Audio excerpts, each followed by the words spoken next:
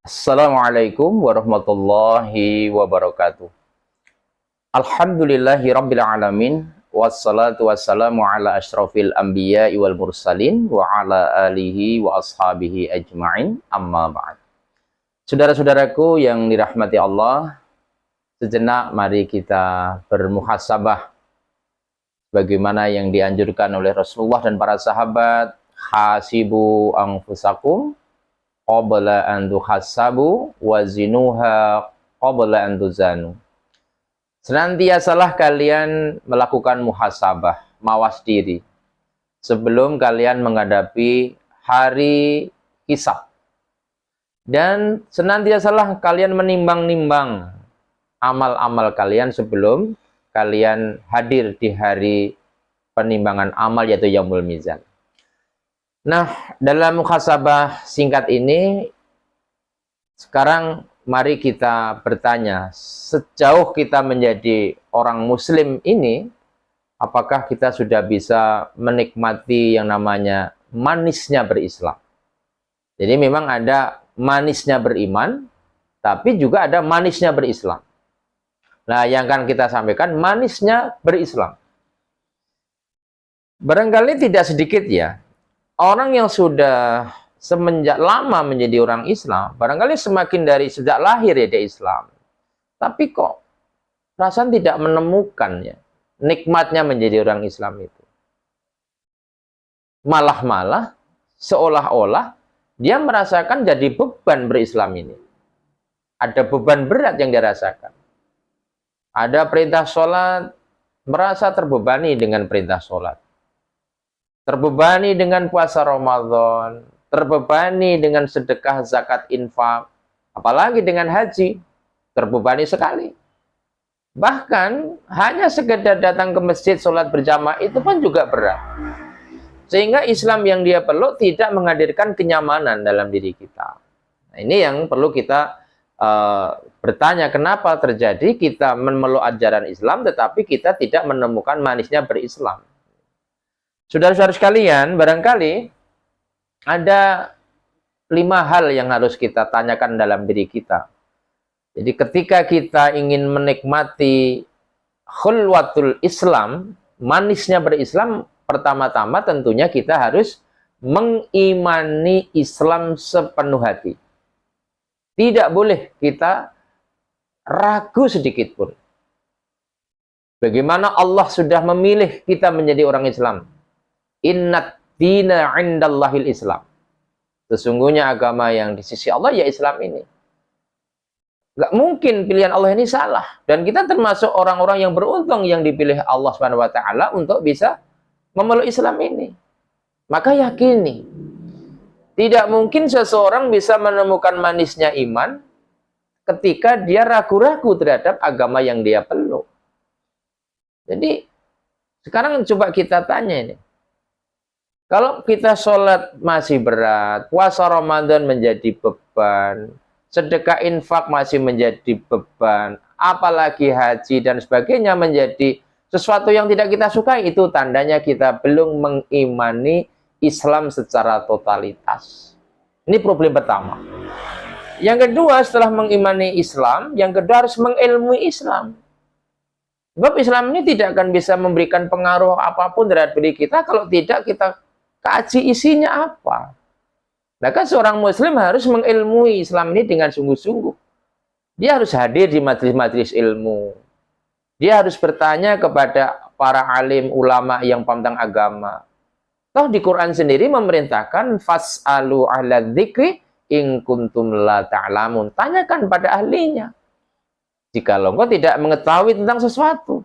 Sebetulnya ayat ini umum, bukan hanya urusan agama ya, semua hal yang kita tidak tahu, apalagi urusan agama. Nah, bagaimana seorang muslim akan bisa menikmati manisnya Islam kalau tidak pernah belajar?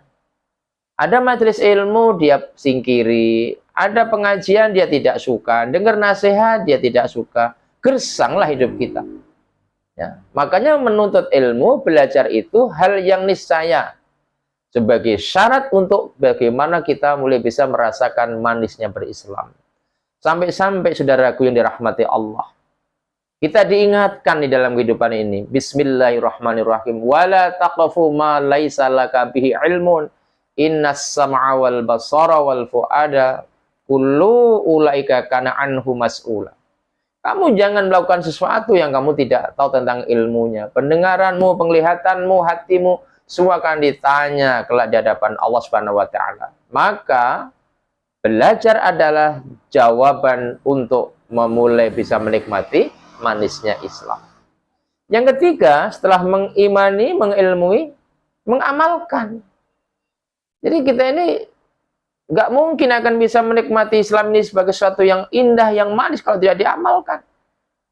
Konsep sholat itu mesti manfaatnya besar. Perintah puasa pasti ada hikmah. Begitu pula infak, sedekah, haji, silaturahim, semua kebaikan yang disyariatkan agama itu akan memberikan satu dampak positif.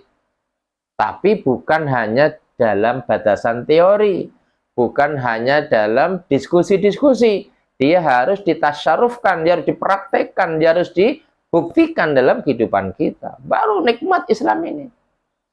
Maka kadang-kadang kita heran kenapa si fulan itu nggak capek-capeknya. Sekarang ngaji sini, besok ngaji sana, sekarang sedekah ini, besok sedekah di sana. Ya itulah karena dia menikmati manisnya berislam. Kalau Anda belum seperti itu tandanya Islam kita masih gersang. Karena itu, ikhwah, bagi yang belum, mohon maaf, yuk kita praktekkan ajaran Islam dari yang kecil-kecil, dari yang bisa kita mampu. Toh dalam hal pengamalan kita tidak dipaksa oleh Allah sesuai dengan kadar kemampuan kita. Mengamalkan Islam. Nah yang keempat, biar lebih terasa manis lagi, bagaimana sikap kita setelah mengimani, mengilmui, mengamalkan, mendakwahkan Islam. Jadi Islam ini semakin ajarannya kita sebarluaskan, kita bagi kepada saudara-saudara kita dakwakan, semakin melekat dalam jiwa kita. Kita semakin nyaman dengan agama ini. Makanya lihat orang-orang yang hidupnya dicurahkan untuk dakwah.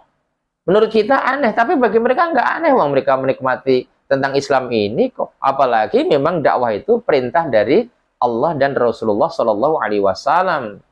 Banyak ayat-ayat tentang perintah dakwah, misalnya dalam surat An-Nahl 125 misalnya. A'udzubillahi minasyaitonirrajim. Ud'u ila sabili rabbika bil hikmah wal mau'izatil hasanah wajadilhum billati hiya ahsan. Dan masih banyak ayat-ayat yang memerintahkan dakwah. Maka kalau ingin menikmati, kalaupun toh kita tidak atau belum bisa berdakwah, maka sukailah dengan dakwah. Senanglah dengan orang-orang yang berdakwah.